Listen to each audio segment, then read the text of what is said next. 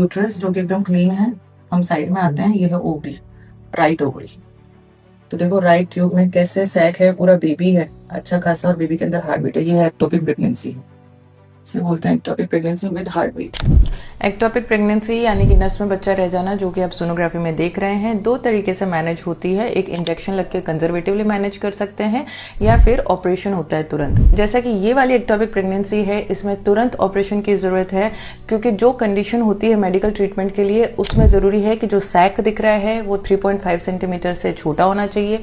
जो फीटस दिख रहा है उसमें हार्ट एक्टिविटी एब्सेंट होनी चाहिए। जो बीटा HCG के लेवल्स होते हैं वो 1500 से नीचे होने चाहिए।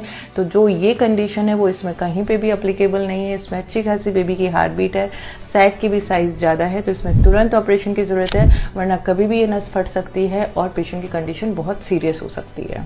Thank you.